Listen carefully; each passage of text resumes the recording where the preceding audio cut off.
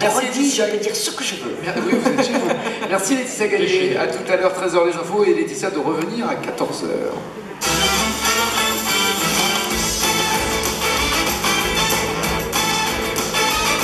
C'est la bande originale en direct du studio 106.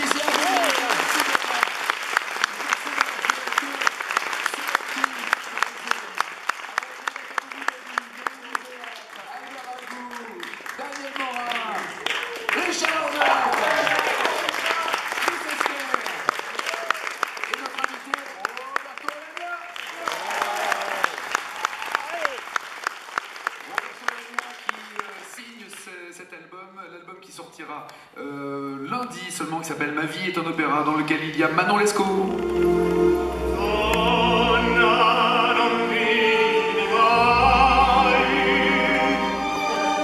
Si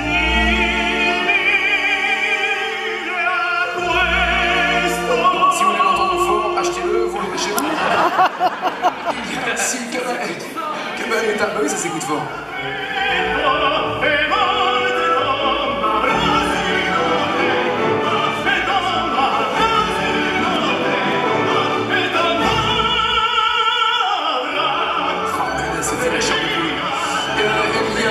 Ça va, dont on a parlé tout à l'heure. C'est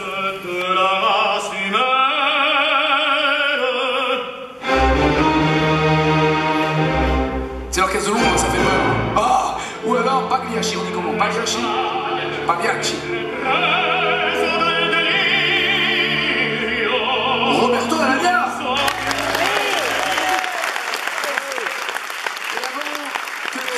Ne s'occupe de vous, mon cher Roberto. Voici l'humeur de Daniel Morin dans la bande originale. Chers collègues, amateurs avisés de notre invité bel canto, cher public qui malheureusement ne montera jamais dans notre belle cantoche, bonjour! Aujourd'hui, 14 novembre, on célèbre la journée mondiale du diabète. Bonne fête à tous les diabétiques! Et comme les diabétiques ont la peau sucrée, pour fêter cette magnifique journée, faites un signe de fraternité, profitez-en pour vous régaler. Si vous en croisez un dans la rue, dans le métro, au travail, n'importe où, léchez-lui la joue! C'est dégueulasse, je sais. Bon, à part ça, dans l'actualité, attention, ne riez pas, il y aurait un tigre. Oui, un tigre qui se baladerait en Seine-et-Marne. C'est super dangereux, un tigre en liberté. Surtout en Seine-et-Marne. C'est tellement moche, la Seine-et-Marne. Regardez, c'est moche et ça dit n'importe quoi. Le tigre, il va vouloir se venger en bouffant tout ce qui passe. En même temps, ce qui peut sauver la population, c'est que les Seine-et-Marnais sont des gens laids, mais laids. Regardez le maire de Meaux, Jean-François Copé. Alors le tigre, on va peut-être y regarder à 2 fois, on va croquer dedans. À part 2 ou 3 gosses à la sortie de Disneyland, le risque est ma foi minime. Mais j'aurais voulu savoir, vous en pensez quoi de cette affaire, Père Albert? Je pense que tu as 100% raison, Daniel. Je ne sais pas pourquoi, mais tu as raison. Les habitants de Seine-et-Marne sont souvent d'une laideur repoussante. Et Dieu a dû les punir pour quelques péchés. C'est pas possible autrement. Vous avez connu des Seine-et-Marnais, personnellement? Oui, un jeune séminariste du monastère de Melun qui est venu me voir un jour. J'étais en train de prendre le thé avec mon ami, Monseigneur Di Falco, dans un petit backroom sympa du Marais. Quand il est arrivé, il s'appelait Gontran. Quand je l'ai vu, je me suis précipité vers lui en lui disant « Oh, mon pauvre enfant, tu viens de te faire percuter par un bus, tu as le visage tout déformé. Viens dans ma camionnette sacristie Trubfood, que je te donne les premiers soins, les bûches à bûches, que je te bande la tête. » Et il m'a répondu « Non, non, c'est mon visage. Normal, je viens de Seine-et-Marne. » Du coup, pour abréger ses souffrances, je l'ai donné en pâture à Vladimir, le stripteaseur nain du salon de thé, un croate, ancien criminel de guerre, qui l'a bouffé pour son dîner. Alors, actu toujours, 2 députés et un sénateur UMP sont dans le collimateur de la justice et ils auraient oublié de déclarer des comptes en Suisse. C'est con, ça. Bah, dis donc, au mauvais moment, le trou de mémoire. Imagine le gars. Ah, les comptes en Suisse, merde, ça m'était complètement sorti de la tête, dis donc. Non mais sérieusement, comment est-ce qu'on peut toujours faire confiance à des gars comme ça maintenant? Alors j'imagine, la femme qui les gaule à la sortie avec une autre nana. C'est quoi ça? C'est Brigitte, ma première femme. Je croyais que t'avais divorcé. Tu sais quoi? J'ai oublié. J'ai oublié, qu'est-ce que tu veux que je te dise? J'allais le faire et puis j'ai fait un autre truc, du coup ça m'est sorti de la tête, alors j'ai continué de coucher quoi cette affaire, Père Albert? Oh, mais c'est la vie, Daniel. J'ai connu un type il y a longtemps qui était un peu comme ça, jeune séminariste et enfant de cœur au diocèse des Hauts-de-Seine.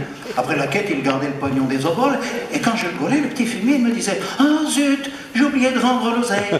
Quand je le surprenais en train de tripoter les bonnes sœurs, il me répondait « Ah mince, j'ai oublié mon vœu de chasteté ». Donc il obligeait les petits séminaristes africains à sticker sa chambre gratuitement, et quand je le gaulais, il me disait « Ah flûte, j'ai oublié que c'était interdit ». Un vrai petit salopard. Mais c'est toujours un homme d'église? Non, non, je l'ai viré quand il a commencé à racketter les paroissiens à leur sortie de la messe à Levallois. Il est devenu quoi? Oh, j'en sais rien. J'espère qu'il est en tôle, ce voyou. Si ma mémoire est bonne, il s'appelait Balkany. Merci,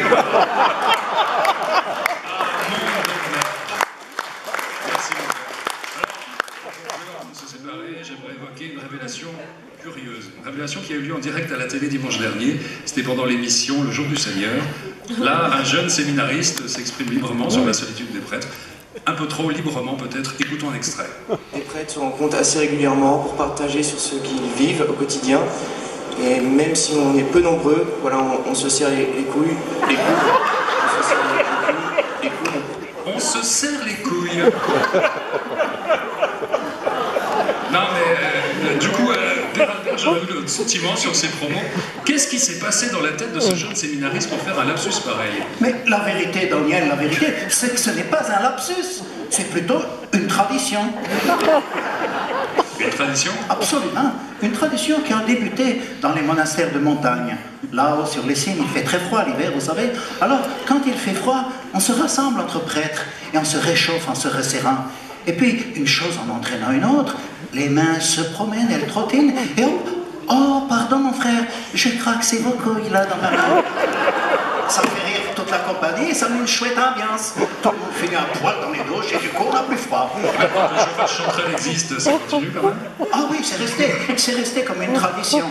Tous les 1er décembre, dans les monastères traditionnalistes, les prêtres ont coutume de se rassembler tous à poil dans la crypte et se tiennent par les saintes burettes en chantant « Un jour l'entité guette, trépote ma loire. » Voilà, c'est du folklore. Il m'a baigné à grands coups de goupillon. Ah non, merci mon père, ça va. Allez, allez. Non, allez proposer ça à Richard Lornac, il est très joyeux. Ah oui, il est fort, il est whiz le pianiste. Et il a de grosses mains. Merci mon père, bon week-end.